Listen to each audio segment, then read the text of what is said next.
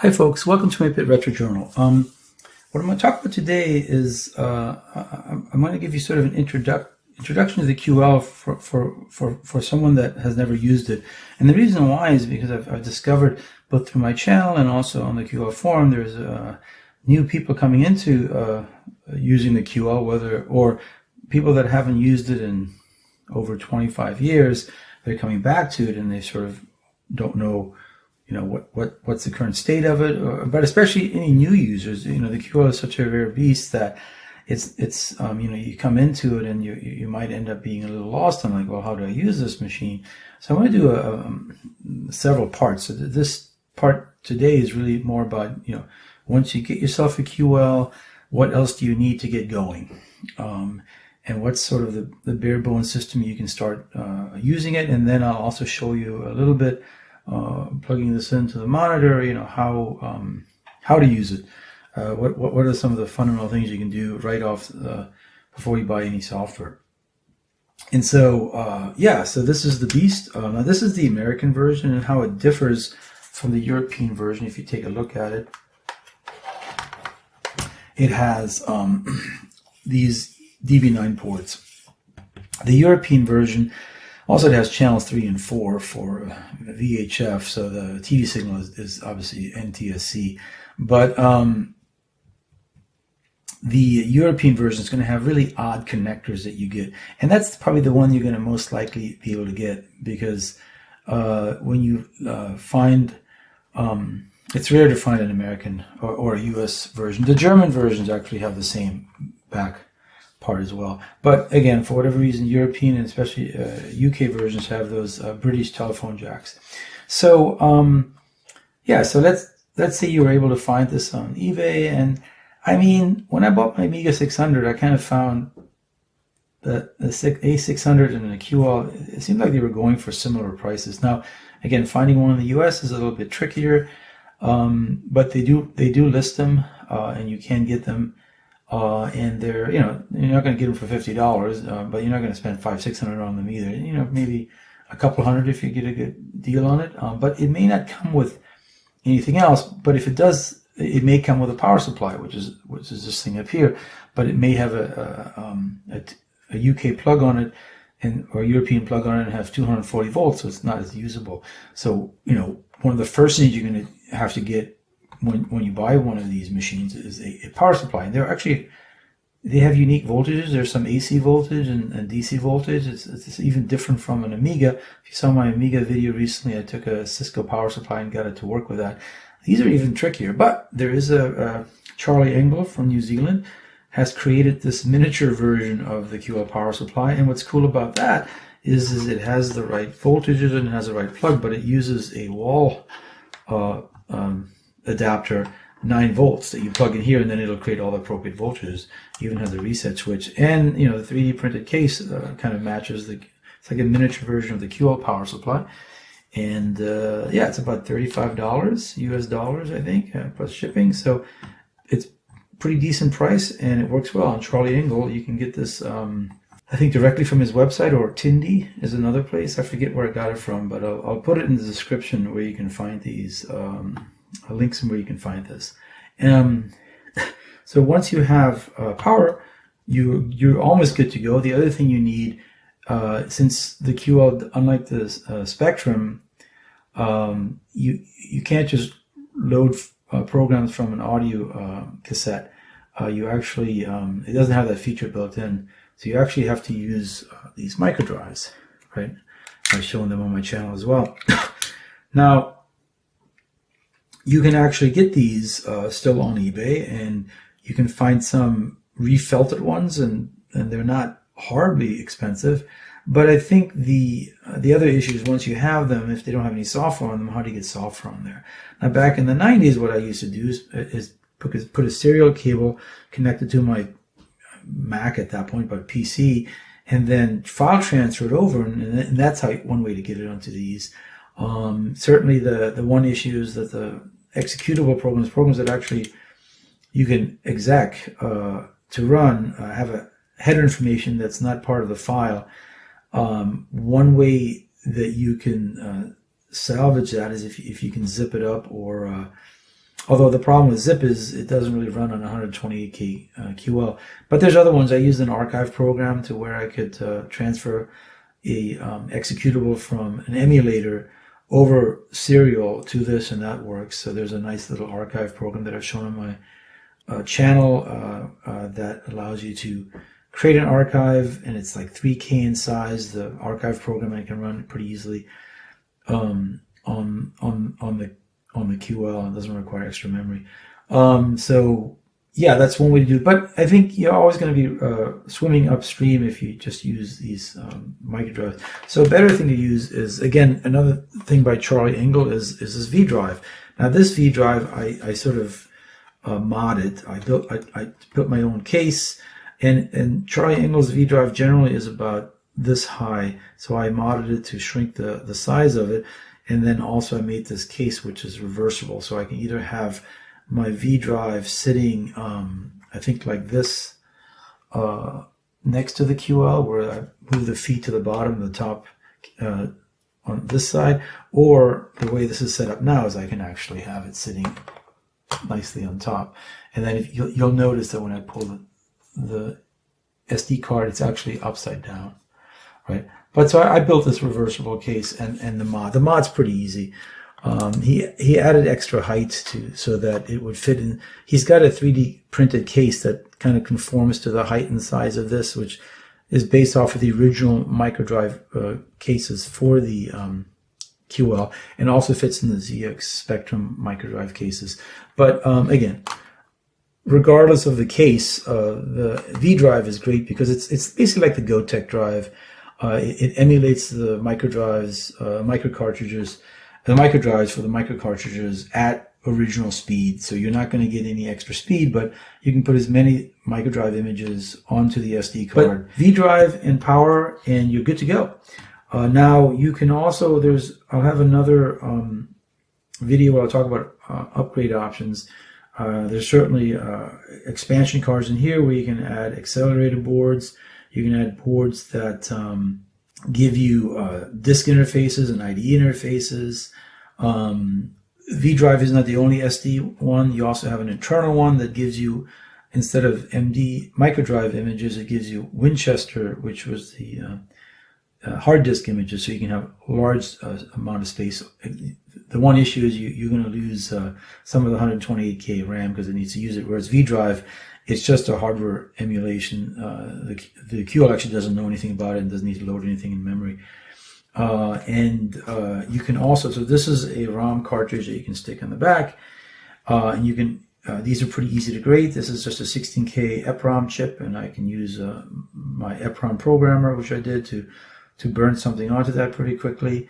Someone is actually making a SD interface to where you can have one or two SD cards back here, and then basically have an external hard disks that just plugs right into there. Again, you need a little bit extra memory, possibly get the expansion card, like the gold card, which is like 4 times faster, and I think a megabyte of memory, and you can have super gold card.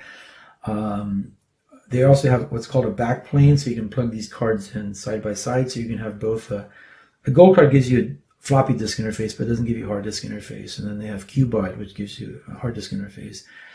I do have a disk interface. I don't have it plugged in yet, but I've shown it on my channel, and that lets me use a standard floppy. The other nice thing about that is one of the key pieces of tools you want to have on here that you can do as a ROM is called Toolkit 2, which expands the QL's internal operating system to have more commands.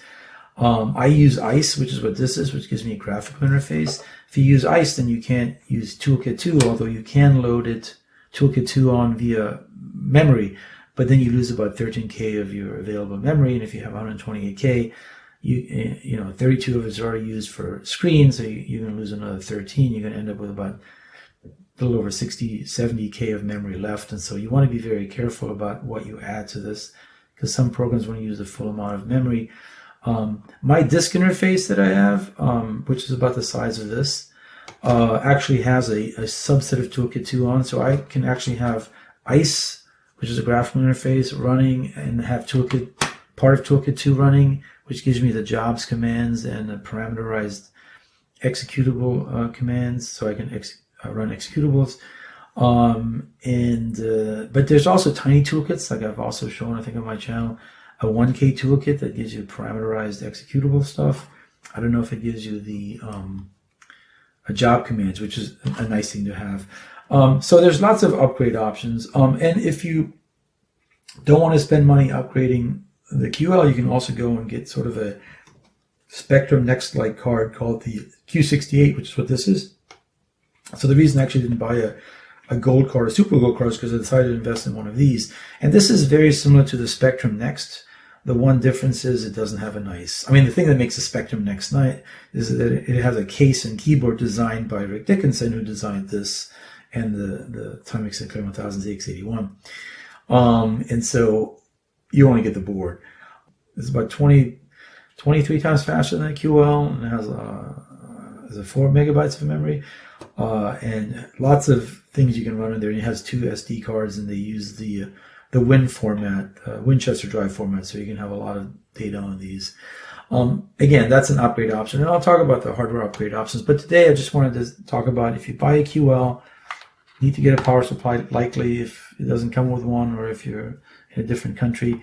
And V-Drive is probably your best bet to start out with. They're not that expensive either. I think it's no different from most SD card readers for other platforms. And it's pretty easy to get information on here, and then you can use your QL right from the start. So what I want to do next is actually boot it up and then show you sort of how to get started with its environment. It's a little deceiving because if you boot it up, now I've always booted up in TV mode, because when I used this in the 90s, I only had a TV, and if I tried to use monitor mode, the TV couldn't handle it and the screen would scroll.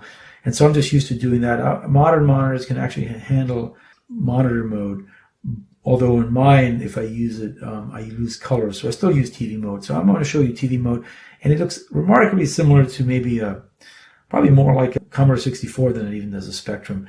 But it's just a little deceiving because there's a lot more power there than you might realize, and I'm going to demo that to you next. So let me reset up the camera and let me do that. Okay. All right. So I've got the computer all set up. Notice I don't have a ROM in there, so you can see there's nothing on the screen, and it has the Sinclair Research Ltd. Copyright 1983 F1 monitor, F2 TV mode. That's sort of the entry screen you get. I forgot to mention 2 more things, which is if you get one of these and the keyboard doesn't work, it's really inexpensive. You can get a membrane from RWAP on Sell My Retro, and they're like, they're under $20, and shipping's not that bad. So that's it's an easy fix. I did a video recently where I replaced it, so you can look for that. And the other thing is video signal. Now it does have TV out, but if you're buying it in Europe and you're in Europe, that will still work. But if you're in the US and you buy a European one, you're not going to get that. However, the European ones do give an output of PAL, color, and gray monochrome for RCA, so for composite. And so you just have to get one of these connectors, and this is actually an RGB SCART cable, which I don't have a SCART computer at the moment.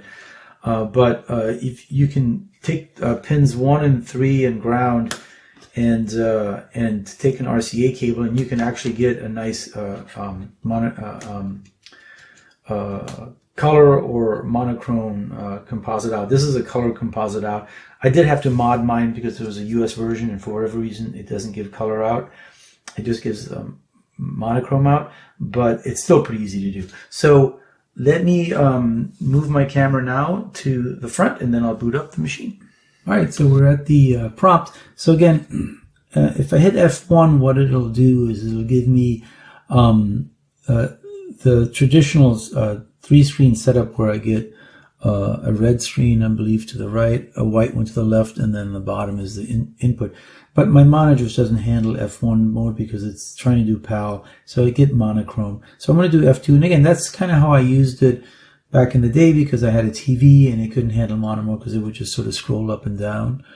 So I'm used to using F2. And the interesting thing about F2 is you'll see that it looks a whole heck of a lot like, maybe, or very similar or familiar to what you might get from a Commodore 64, VIC-20 or a ZX Spectrum. And you can use it just like that. So there's basically 3 windows. So if I type in a program 10 print hello world,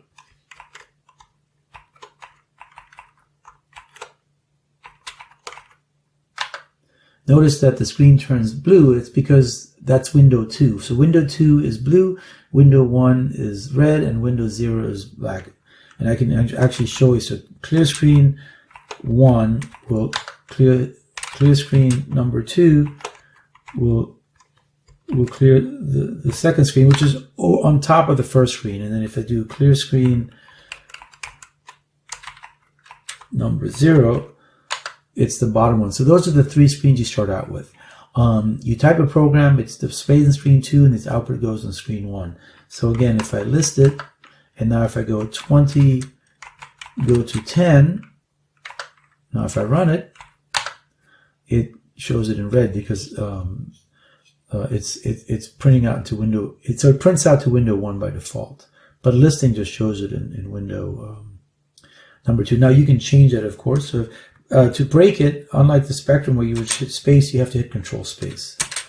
To delete something, A, B, C, you actually have to use Control on the back arrow. If I do list number 1, it'll actually list it. So clear screen number 1, list number 1, you'll see that now it prints it in red. If I do list number 0, it'll put it in the bottom. So again, you have those 3 screens that start out. Again, if you're in monitor mode, the screens would be, I believe it's white on the left, red on the right, and then the bottom is black. So it shows it both at the same time. What's cool about this is, then again, you can do mode 4, which is the 4-color mode. So in mode 8, you get red, blue, yellow, cyan, magenta, white, and black. In mode 4, you get black, green, black, white, green, and red. And again, so clear screen number 1 is red, clear screen number 2 is black, and clear screen number 0 is still the bottom.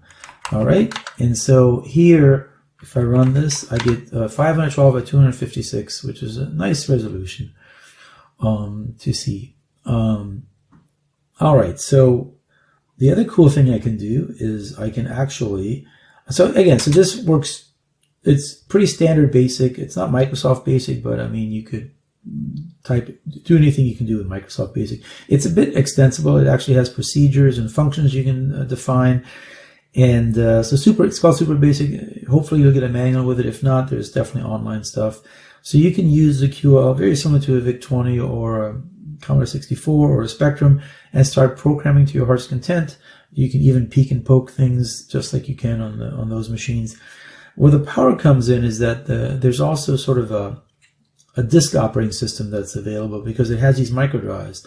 So I have this micro drive right here, and if I actually put it into the first part, I can actually do a directory listing, so it's dir. If I just hit by itself, it says, oh, I need to give it a parameter, micro drive 1 with the underbar. So the QL uses the underbar character as forward slashes and periods. So it doesn't actually use, so you can see that it's ball underscore bass versus instead of ball period bass. So that's just how they created their naming convention. It's kind of odd. And there's no directory structure, so it's really just all flat. Everything's in one directory. Some of the more advanced, you can get some ROM extensions that'll give you directory structures. You heard the drive word when I did the directory listing, right? So do it one more time. If I do a jar in MDV2, it won't find anything. That's the second drive. It's very quiet. But if I do directory in MDV3, you'll hear beeps because that is actually the V drive. Again, that's accessing the SD card. You'll see that the nice thing about that, it's actually the same speed you would get for the physical micro drive. So it's, as I said, it's a lot like a GoTech, but it's reliable. So I have a program. So you saw on the MDV I had ZX on there, but I have it on MDV6 as well. I'm going to use that more than the actual micro drive since it's a bit more reliable. Although, you know, I haven't had too much bad luck with micro drives. So here we are. So I'm going to run my program, and it's called ZX. I'm going to use the exec command. So I could use the W command, which says take over the machine. And then if I have other processes running, they'll run, but I won't get the command shell back. If I just do exec mdv6 and type ZX, and this will actually start up my executable, which it's about 48K in size and doesn't take up all the memory, so I'll still have some memory. I can't run two of them. If I had enough memory, I could run both of them. But here I have my ZX simulator, and notice if I hit Control C, you'll see the red cursor blink and then the green cursor blink, right? And so this takes me between tasks. So here I could go dir mdv6 and then Control C. Sometimes what IO will kind of pause the machine as it's doing its thing. And here I could load in a program. What do I have? I like my mdv6 banner bass. I'll load that in. What I'm going to do in the meantime is I'm actually going to resize my window. So I'm going to go window number 1, 125, 125, 0, 0. All right, and that's going to resize that window. So if I go clear screen number 1, it actually will clear that screen. And if I go here and I run my program, and this is sort of my test program for ZX Simulator, and you can see that it's going to print out this pattern on the QL, and it does all sorts of, it'll invert it at one point. And this is what I use to do my timings and just to test, and just a little bit of advertisement for my ROM emulator for the ZX81 that was written specifically for the Sinclair QL. But what I can do is while this is running, I can hit Control C and go right back to my shell environment, and I still have, if I list in number 1, I still have my program. And what I can do is if I run it, now it's going to slow down the ZX simulator tremendously because it actually has 4 times as much priority to the processor than the ZX simulator does. Now you can change it, but not without having a ROM extension like Toolkit 2. So let me run that, and you'll see that all of a sudden the ZX simulator is still running, but it has slowed down pretty much. And you can see that the hello world is just zooming by. And I can certainly, if I stop it, you'll see that ZX simulator will once again speed itself up, whereas if I run it again, once again it'll slow itself down. So again, multitasking. So this is actually where the QL quickly sort of leaves computers like the VIC-20 and the Commodore 64 and the Spectrum behind and starts sort of competing with the Amigas of the world and later versions of the Macintosh that had the multi-finder, or Windows 3.1 that had cooperative multitasking. And the QL and the Amiga do it better. They do what's called preemptive multitasking, where the operating system is in control, more like Windows 95 and 98 did later on. And then, of course, Linux and Unix has done all along. So that's pretty cool. There's a whole bunch of commands that you can, again, if I do clear screen number 0, clear this up, dir is a command, there is copy, there is delete, there's all sorts of commands that are available that I can start manipulating my microdrives, which is considered sort of equivalent of disks, and that's why it's called a disk operating system. QDOS, QL disk operating system. So to be able to handle that, it has again ways to execute commands and a slew of other commands that allow you to manipulate. And if you get a ROM extension, then you can do jobs. So for right now, jobs doesn't actually work, so you can't do that. I don't think rename is a command. It's not, but delete is one. You can see that it'll actually say bad parameter, and I don't think move is a command. Yeah, so some commands you get, I don't think stat is a command. It's not. Whenever you get a bad name, it means it's not.